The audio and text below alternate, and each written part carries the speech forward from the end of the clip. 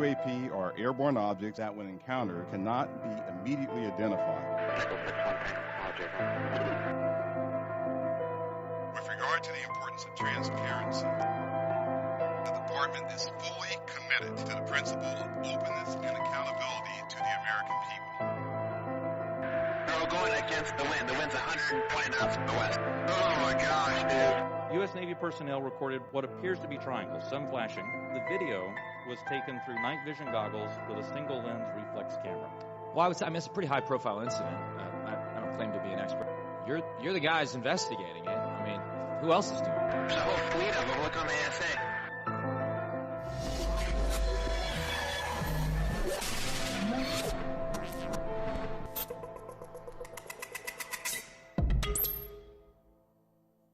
Good evening, ladies and gentlemen, and welcome to the show. We're already in the month of December, so time is flying by.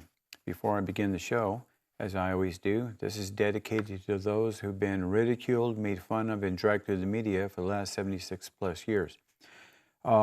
Today's show is going to be a little bit different than past shows. I am going to be talking mostly and just showing photos of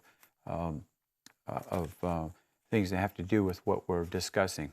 So with that, I'd like to start the photo session. Ladies and gentlemen, a lot of people have asked me, why don't you talk about time travel or things that may be related to time travel? And that's what I want to do today for the first few segments. And so what I want to talk about is time travel is in so many ways so many different things to talk about.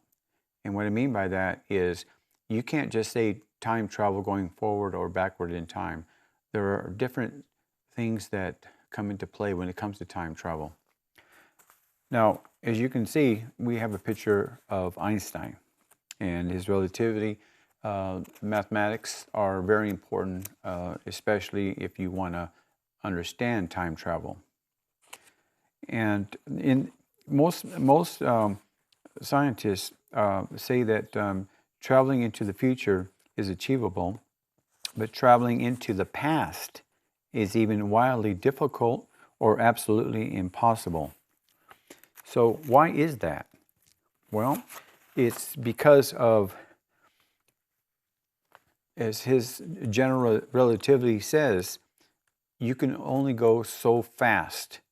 Now, if you're going fast, are you going forward or are you going backwards? That's another thing that you can question yourself about when you're talking about time travel. And in time travel, you have physics involved where you have different paradox. And the paradox are the most interesting parts of all. At least that's what I find in it. Because they always seem to talk about the grandfather paradox. And the grandfather paradox is the most famous. And that is that if you go back in time and you kill your grandfather, well, your parents can't be born. Therefore, you can't be born. But let's do a little twist and a twist on that grandfather paradox. And that is that, say, for instance, you were adopted, because we have millions and millions of people adopted in this country alone every year. So say you're adopted and you had 2 brothers and 2 sisters in the family, mother and father. And for some reason you go back in time and you kill what you think is your biological grandfather. I say that because you are adopted in that family. You go back and you kill your biological grandfather. When you come back, you don't come back to the same family because that family doesn't exist. Now here's another twist. What if you come back to a family and they recognize you, but you don't recognize them? That's another twist, another possibility. Time travel has so many different ways to look at it. And I find it interesting because when theoretical physicists talk about time travel, they're very adamant about time travel itself. getting into it, there's mathematics, there's calculations, there's chemistry, there's biology. It's just an infinite amount of information they have to understand and know. And that's what is so important about when you talk about time travel. You have to know what you're talking about. I'm not a scientist. I've made that very clear. And so I'm limited in what I can say to you. Have I ever thought about time travel? Of course, who doesn't? The 1960 movie, The Time Machine, is my all-time favorite when it comes to time travel movies. And I've always dreamed, as a lot of kids do, that I wish I could time travel. And I think that if you look at what people talk, when they talk about time travel, everybody has their own spill on it. And I always think to myself, well, time travel is something that I'm going to probably always wonder about, because they talk about these incredible beings that are coming here in our reality. And if they're coming here from a different dimension, a different planetary system, are they time travelers? Are they us in the future? And that's an interesting thought in itself. But here's another thought. If you go through a porthole, is it still you that comes out at the end? So, again, don't just think of time travel in just one area. You have to think of it in all kinds of area. The grandfather paradox is just one. It's the most famous, but it's just one. There could be many different instances about time travel, and you can speculate all you want. It's an interesting thing. I looked into it for years, and I find that when people talk about time travel, they want to get more information on it. But right now, our scientists at our level of physics, we can only say and do so much. Most of it is theory. And a lot of the people who I've talked to about this area, they say, well, could deja vu be part of time travel? Well, in my feelings, it could be. The definition of deja vu is the feeling that you have already experienced something that has actually happened. And that in itself tells you an awful lot. It's, you have people who are metaphysical, and they say in their minds about time travel or deja vu, it's how you're in sync with your mind, body, emotions, and how they all connect for your own spiritual journey. Everybody has their own spill, and you have to respect people's thinking when they're talking about certain areas, such as time travel. It's not something that's easy to think about and understand. Physicists today still don't know everything, and they won't know everything. We're a young species in the cosmos, and for people to come out and claim, well, we think we have the answer, we feel they have the answer, those are all theories. They're not facts, they're theories. Until new data comes up and they can reach a conclusion that this was wrong, this was right, and then they focus on what they feel is right, it's still a theory until it's actually done. If a person disappears in front of us and ends up in another time frame, and we can actually see that for ourselves on a monitor, then that's a fact and that's a believable thing. But for right now, it's just not going to happen. If we go into different parts of time travel, we can also talk about stories like the two green children of Suffolk, England. This was dated back in the 1700s, where the two children who were green in color were in a field where some villagers had found them, and these children were green in color, and they didn't speak English. It was more gibberish, so they didn't know where they came from.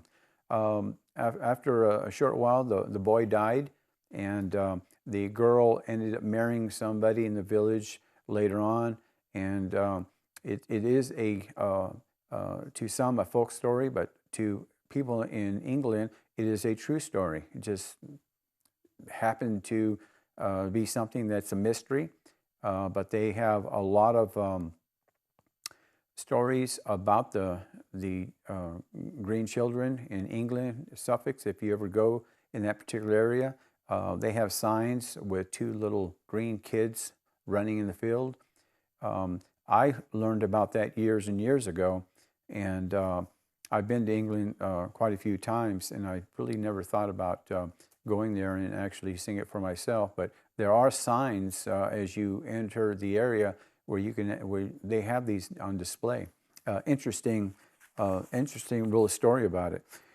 There are other areas of time travel, such as speculative warp drives that they have coming up. They're building these craft, and hopefully, before at least I pass on, we're going to be able to see ships that can actually mimic these UFOs going at supersonic speeds in the Mach range above 10, 15, 20, and that would be something else. They're currently working on a craft right now that can go so fast that you don't hear a sonic boom. You hear a low boom, but most people can't pick it up. It's in a low decimal. So that's an interesting area that I'm looking forward to if that ever comes out. I'm keeping my eyes open. Sooner or later, a lot of these guys who spy on air bases, test ranges, they're going to come up and they're going to actually take a picture of one of these craft. There's several of them out there, but none of them come to mind right now that I can explore further until we get more data on it.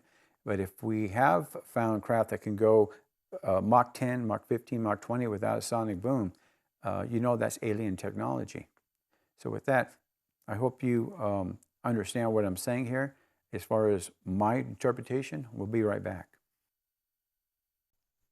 Hi, I'm Joseph from UFO We Want to Know, and I'm here to tell you about the tumbler lady at the farmer's market at Tractor Supply in Pahrump every Saturday from 8:30 a.m. to 12 noon. These tumblers are locally made and have specialized designer toppers. Great gifts for Christmas or any holiday, and all can be custom made upon request by emailing the tumbler lady 1@gmail.com.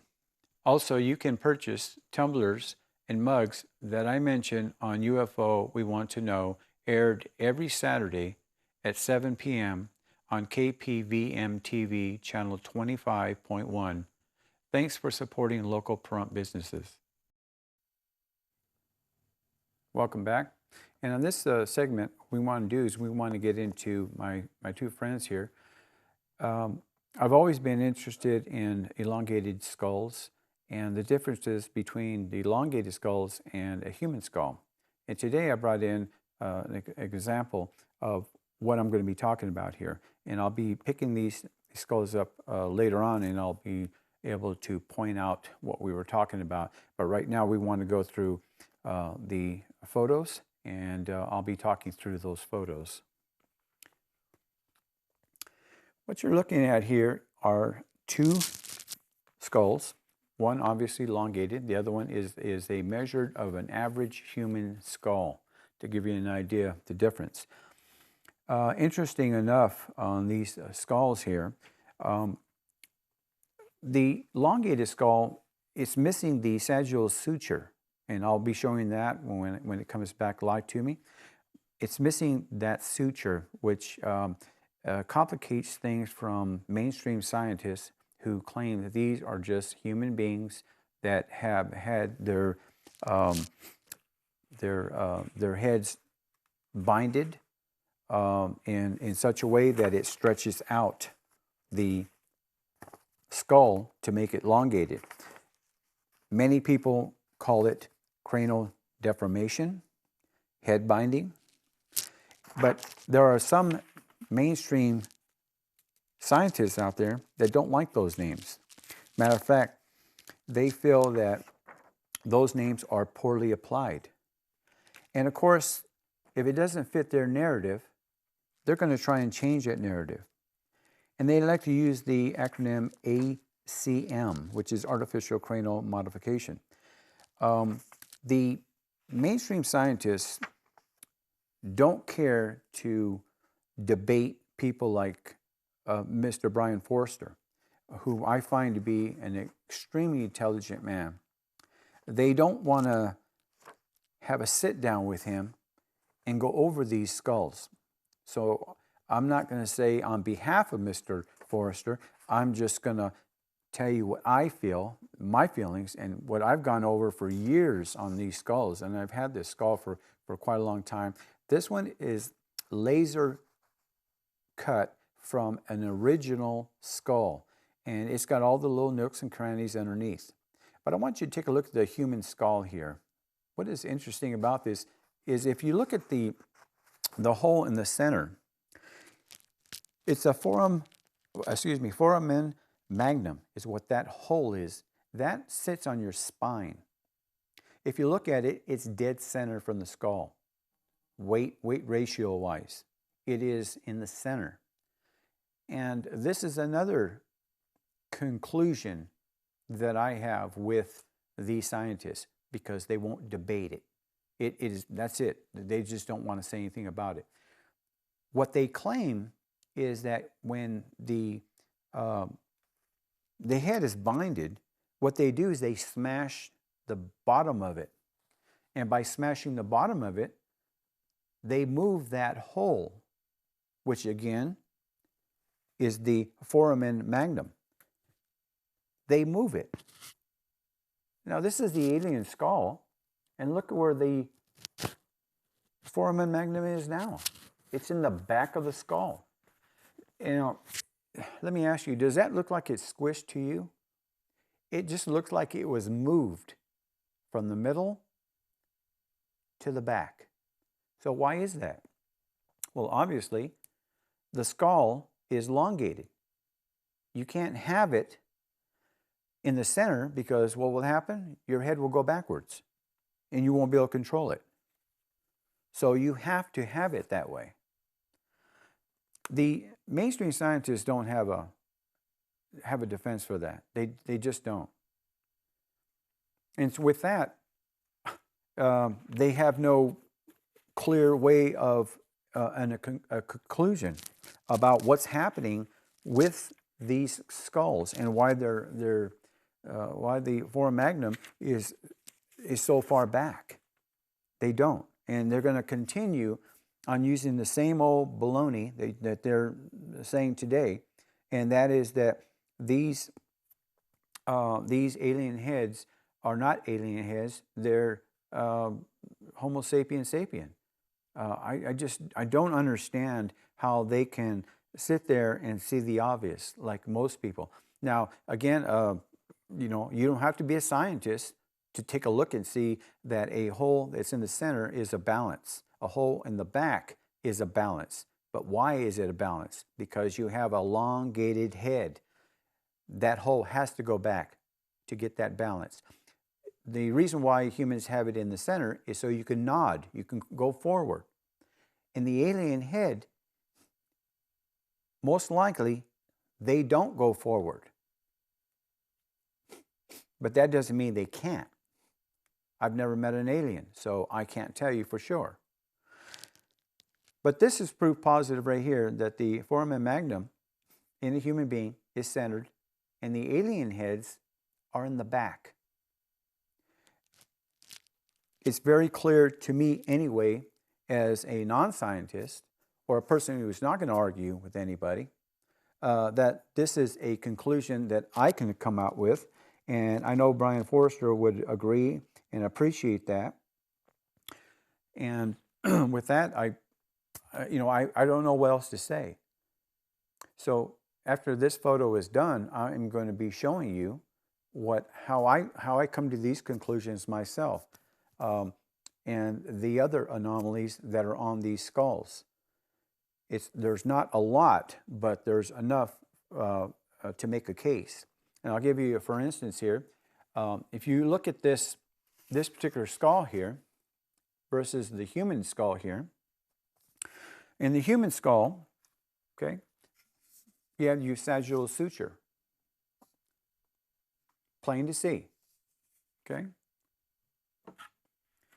On the alien skull, or elongated skull, to make the scientist happy, there's no suture.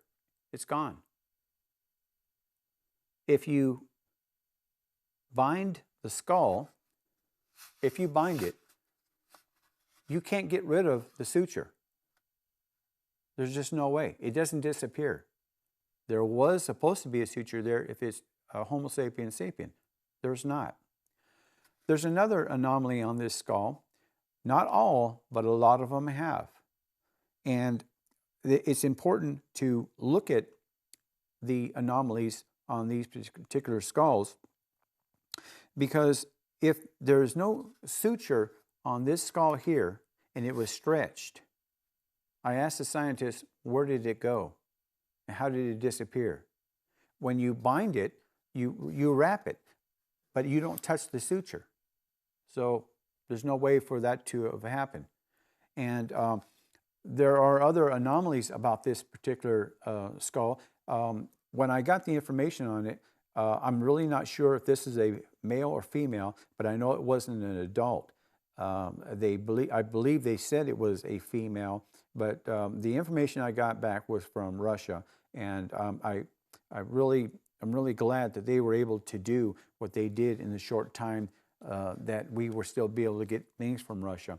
As you can see, it has all the little nooks and crannies inside of it. This is laser done. It's not something they molded. It's a laser. It's not a real skull, of course. It's replica.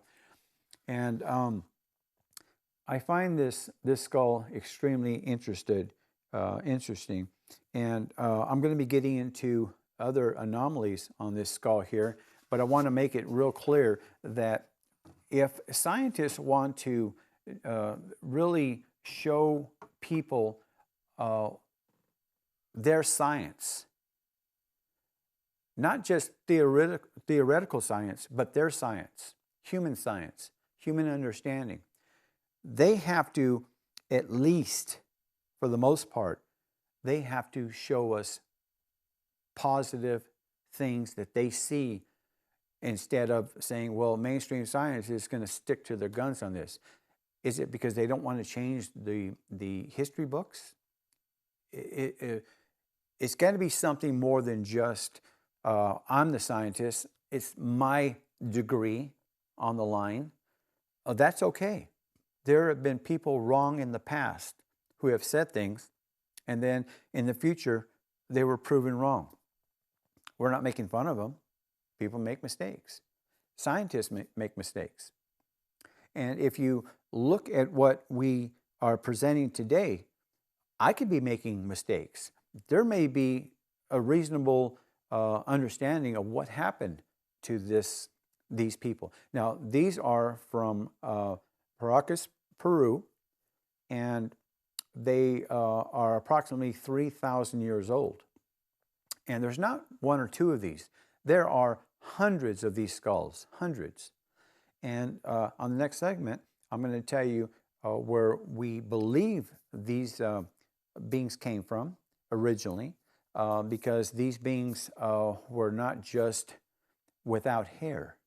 And we're going to go over that on the next segment. Also, I'm going to be showing you two more anomalies on this particular skull when we get back. But I want you to concentrate on what I'm saying, because scientists are going to say, he doesn't know what he's talking about. This is their go-to line. He's not a scientist. Well, you know, when you go study something and you study real good, you know, there's many people out there in the world that have made discoveries, and they did it by chance. I'm not saying I'm doing anything here by chance. What I am saying is that just because you have an expertise here doesn't mean somebody else can't have an expertise in that same area of expertise. And I look at when I study something, I really get into it. I go up and down with it, and sometimes I can't sleep, and I have to think to myself, well, what about if I think out of the box? And I come to different conclusions. Just like these elongated skulls here, I've come to a different conclusion because the mainstream scientists won't debate people like Brian Forrester, who has studied this for over 10 years. That's a long time to study an anomaly on a particular area that I believe he's got the best expertise in the world. Now I'm a little prejudiced because I cared to read his books, his videos. I find them most fascinating. And if there's a scientist out there that wants to debate him, please let him know. He'll be all up for it. We'll be back after this message. Hi, I'm Joseph from UFO We Want to Know. And I'm here to tell you about the tumbler lady at the farmer's market at Tractor Supply in Pahrump every Saturday from 8:30 a.m. to 12 noon. These tumblers are locally made and have specialized designer toppers. Great gifts for Christmas or any holiday, and all can be custom made upon request by emailing the tumblerlady1@gmail.com. Also, you can purchase tumblers and mugs that I mentioned on UFO We Want to Know, aired every Saturday at 7 p.m. on KPVM TV channel 25.1. Thanks for supporting local Pahrump businesses. We're back, and I'd like to do one last thing before we begin this particular segment here. I wanted to show you the bottom of this alien skull, that I call it. If this was pushed back, flattened, as they say, wouldn't that hole be elongated? It's not. It never lost its shape. So therefore, the foramen magnum has never been interfered with. Had it been smashed, that's the way the alien head would be facing, that way, instead of this way. So if it has been smashed, that's the way it would be on the spine of the alien, looking up all the time. This is the way that they're looking. So there's another conclusion that doesn't make a lot of sense. And I wanted to make that clear before we moved on to the segment. So what we want to talk about next about this particular replica alien skull that I got is another anomaly that I found on this particular skull. Now, not all of them have this, but this one does. So let's go on with the pictures. And what we're looking at here are cave paintings that are approximately 10,000 years old. And what they depict are humanoids with helmets and antennas on their heads. Now, you can debate that all you want. This is not the only one that we have. There are many, many cave paintings that depict aliens with clear antennas coming out of the back of their head. And I'll be showing you a few of those. So why would somebody paint something with appendages sticking out of their head if that isn't what they saw? It doesn't make any sense.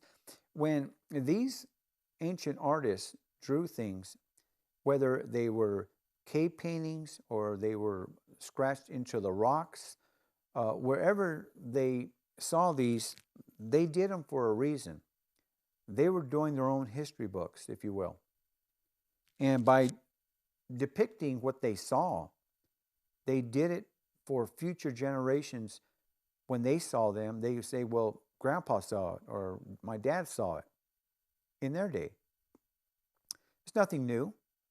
Today, little kids, they draw what they see. If they see something that they're real fond of, like a cat or dog, little kids draw cats and dogs. What's the difference? If you look at this particular cave painting, this is 10,000 years old. look at the helmet to the left, but what's coming out of his helmet? It could be antennas to the helmet. But look at the one just to the right of it, dead center of the screen. That's coming out of his head. Now, there are some ancient peoples that say that there was people called the ant people. Ant. So are they fillers like the ants have? Who knows? But there are a lot of archaeologists, anthropologists, sociologists who won't talk about these particular things here. They won't talk about them. Obviously, they feel that, well, this was just decorative art for their caves, okay? Where did they get the inspiration from? You're not answering the question. Where are you getting the inspiration from? If they're 10,000 years old, according to mainstream science, we're in the caves. We're dragging our women in by their hair. We've discovered fire to keep us warm. So these particular people here, they ended up with what? Different colors to paint these depictions. Clearly, this is a being. It is not a native. Most natives, when they paint themselves, they have spears in their hands. They're chasing after antelope or buffalo or whatever they were chasing to hunt. But this being here, he just seems to be floating in the air, and he seems to be vibrating. He's got two things that look like snakes or sticks around him on both sides that may depict vibration. Was he vibrating? I don't know. There's so many things we can look at and we can take from this. But it's interesting to note that these are 10,000 years old, and these people saw somebody. They saw something. If it's not a somebody, it's something.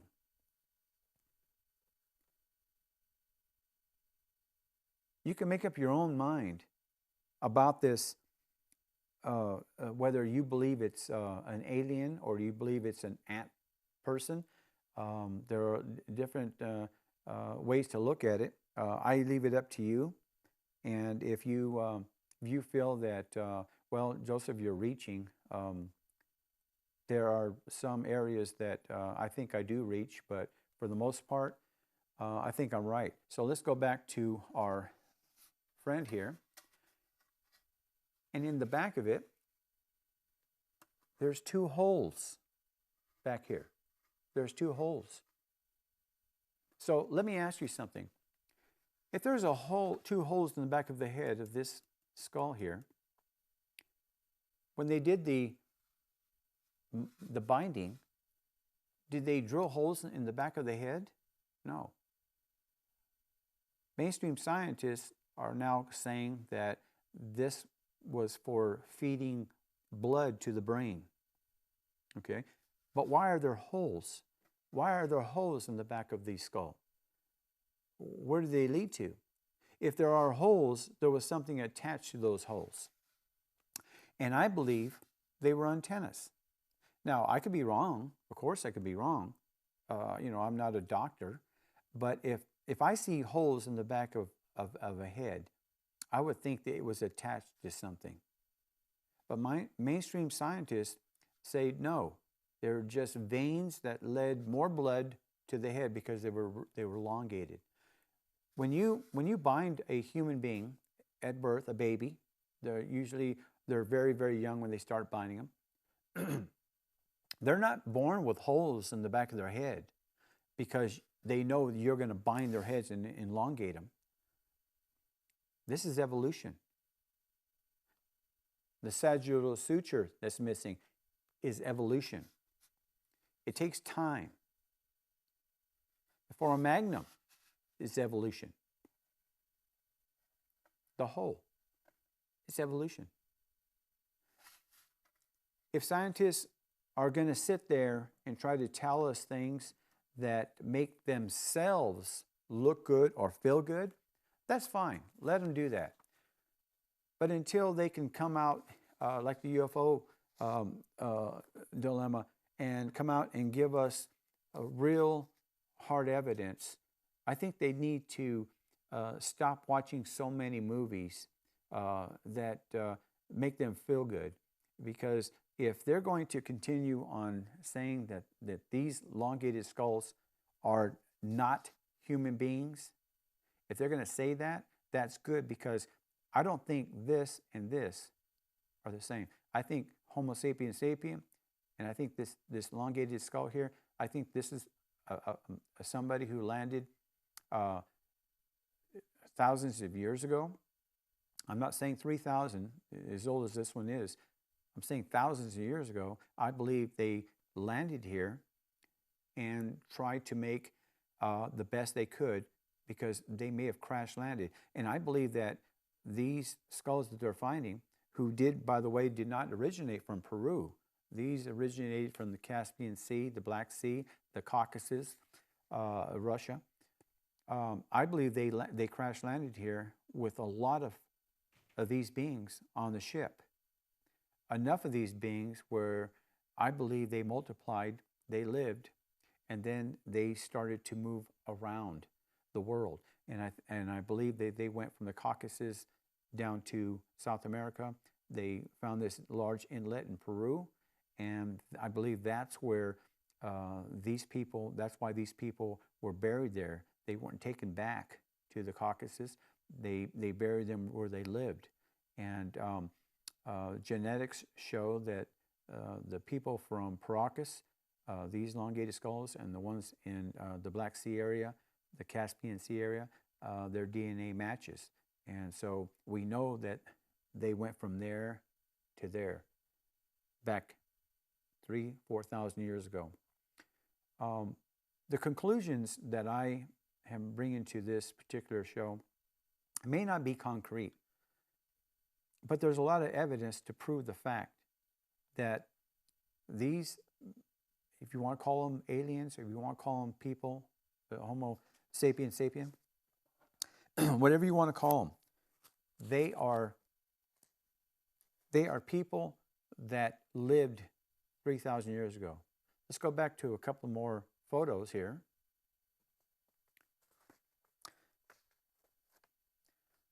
This is the one. These are the skulls and the bodies that were found in Russia, the Russia area, the Caucasus, and the Black Sea. Next photo. Look at the size of this head. Now, this may be a full-grown male. It's a huge head. You can't get an elongated head from a regular human skull. My head, the one I'm been showing you, is small. Next photo. They also had red hair, light skin, and green eyes. It's not indigenous to Peru, but it is in the Caucasus. Now, for more information, next photo, you can go and purchase this book, and you can see Brian Forster is one of the authors. And I think you'll find this to be really interesting to read. I went through it twice, and I have a lot of respect for Brian Forster. And if you want to read more about these skulls, get the book. We'll be back after this message. Hi, I'm Joseph from UFO We Want to Know, and I'm here to tell you about the tumbler lady at the farmer's market at Tractor Supply in Pahrump every Saturday from 8:30 a.m. to 12 noon. These tumblers are locally made and have specialized designer toppers. Great gifts for Christmas or any holiday, and all can be custom made upon request by emailing the tumbler lady 1@gmail.com. Also, you can purchase tumblers and mugs that I mentioned on UFO We Want to Know, aired every Saturday at 7 p.m. on KPVM TV channel 25.1. Thanks for supporting local Pahrump businesses. Welcome back, and this is our last segment. A lot of times I'll say that I save the best for last. In this case, I don't really consider the best for last, even though I've got one video and pictures of the craft that's in the video. But I want to talk about something that I think is very important. I told people from the very beginning when I started doing my shows that I'm for the taxpayers. I've always been for the taxpayer, and I always will. There have been people who have told me, I like your politics. Okay, I don't consider them politics per se, because I don't get into politics. I don't care to watch what's going on as far as the politics, and maybe I should as a citizen. But it's such a, it brings you down so much, you get tired of hearing it. And it's to me, it's the same old, same old. I am concerned about what's going on around the world, and so that's why I do mention the wars we have right now, the two wars. And but I don't like to get into too much politics, other than when I see American taxpayers being used as fools because of all the expenditures that the government is doing. I think it's just outrageous, and I think we should all contact our representatives and let them know, you're not happy, I'm not happy. So let's get on with these first photos here. These are actually ones that I did for display purposes only. And right now we're going to be talking about ARROL, which is the All Domain Anomaly Resolution Office. And what really got me about this, and the reason why I wanted to use it for the last segment, is because the person who's running it has said that he's going to be retiring this month. Okay, now it was formed in July 20th, 2022. Now that may not seem like a long time ago, but when you're being paid to do something at the government level, you don't study, as far as what he's saying he's done, 850 photos and videos of anomalies that were given to him by the government, and then for him to turn around and said, I'm ready to move on. Ready to move on to what? That's the question that I have for Mr. Kirkpatrick, the director of ARROL. According to him, after nearly 18 months on the job, now feels he has achieved his goals. That's what he said. He's achieved his goals. So I asked the question, what goals did he achieve? Did he expect not to find anything, like the condom report, the Robertson panel, Grudge, Sign, Project Blue Book? All of these organizations have said that they found nothing. Now here's the problem with that. If they found nothing, and then somebody wants to come out and whistleblow, why is that part of the national security? Why is it? If there's nothing there, they cannot be breaking national security. Now, I'm all for secrecy when it comes to the United States being the strongest and the best in the world as far as our defense, our air forces, armies, Marines, Coast Guard. We have the best of everything. All of our branches are the best in the world. We have the best tech, and that's because of the dollars we spend on defense. But when you get people like Mr. Kirkpatrick, who has been given so much information, and then comes back and says after all this time, well, there's nothing to see. It's a nothing burger. Aren't you tired, Mr. Taxpayer out there, Mrs. Taxpayer out there? Aren't you tired of hearing the same old baloney from all these organizations? And the only reason we found out about ATIP is because of the senator who came out and told the American people that he spent $22 million on this program. There were 3 senators involved. And had we not heard from Senator Reid about that, we would have never known the government spent $22 million. But you got people like Mr. Kirkpatrick here, who's got his paychecks. He's ready to run. Now he's a PhD, so I'm assuming they paid him hundreds of thousands of dollars to do this job. We don't know how many people were involved in this organization, this project. We don't know if it's going to continue after he leaves office. But I've got to tell you, I'm not happy as a taxpayer to see Mr. Kirkpatrick leave without showing us something significant. And I got to say that when I see what they've showed on the congressional hearings, the silly little video that they showed, that's the best they could do. I find that all really embarrassing to the government, because I know with the millions and billions of dollars that they spend, they have a lot better equipment than I have, and all I use is a cell phone to get the videos that I show you on my show all the time.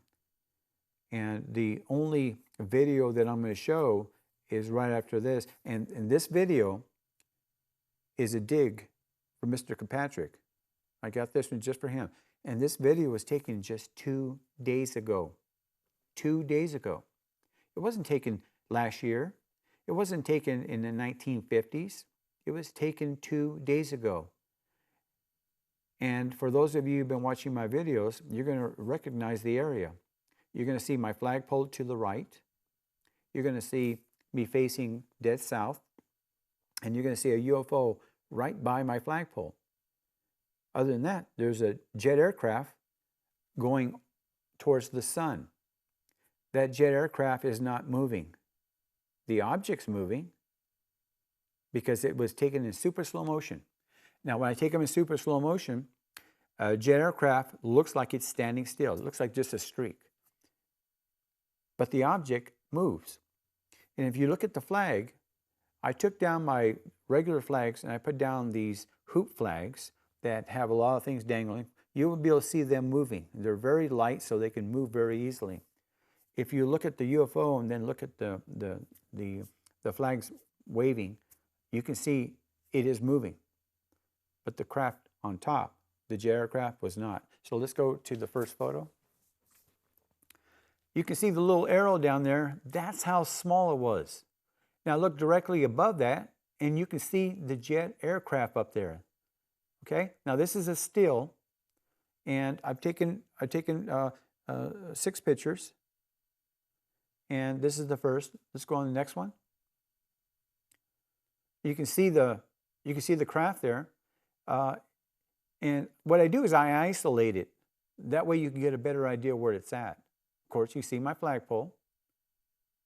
Next photo. Bigger, and take a look at it. It was going from left to right.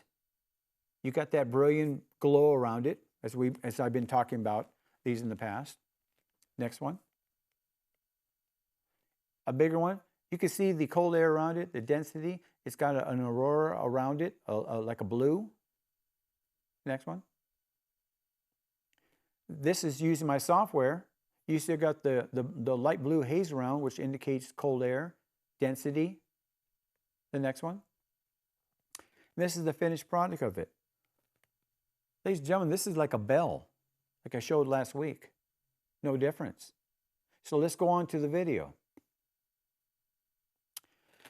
Now, take a look, if you will, on the first, the jet aircraft on the top. You can see it's not moving. The flag is moving a little bit, but it's the jet aircraft is not moving anywhere.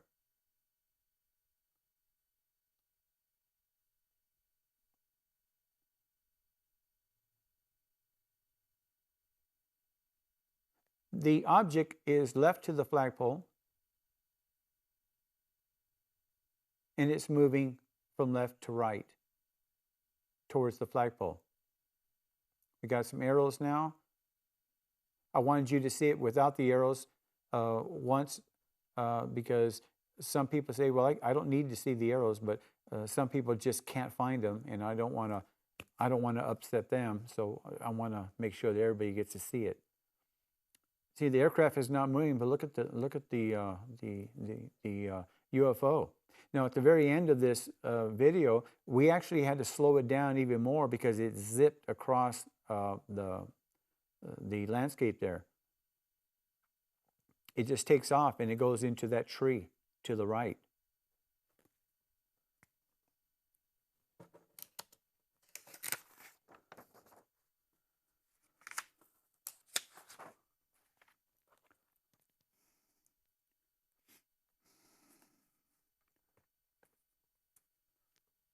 So, as interesting as these videos are, Mr. Kirkpatrick, why is it that I can show UFOs traversing through our atmosphere, and you had 850 photos and video, and you can't find anything? Well, I find them every day. Mr. Kirkpatrick, I'm using a phone, a cell phone. Maybe you need to go buy a cell phone. Maybe you'll have better luck. Now, I brought these segments here, our two friends here, because people have asked me to look at these particular areas here, and I listen to people. And I want to thank people for writing me and telling me, maybe you should show this or show that, because it's so interesting. I've always wanted to learn about it. I'd like to thank Meredith from Las Vegas for writing in and talking to me. I appreciate you, Meredith, and I hope you continue watching the shows in the future. I really appreciate when people write in to me and ask me questions. And also like to thank Eric and Natalie way over in Tennessee, who have said that they've enjoyed what they've seen. And by the way, happy anniversary. I believe it's 11 years anniversary for them. Hope there are many, many more years for you and your beautiful children. And with that, I'd like to say thank you for watching and good night, and I'll see you next week. Hi, I'm Joseph from UFO We Want to Know, and I'm here to tell you about the tumbler lady at the farmer's market at Tractor Supply in Pahrump every Saturday from 8:30 a.m. to 12 noon. These tumblers are locally made and have specialized designer toppers. Great gifts for Christmas or any holiday, and all can be custom made upon request by emailing the tumblerlady1@gmail.com. Also, you can purchase tumblers and mugs that I mentioned on UFO We Want to Know, aired every Saturday at 7 p.m. on KPVM TV channel 25.1. Thanks for supporting local Pahrump businesses.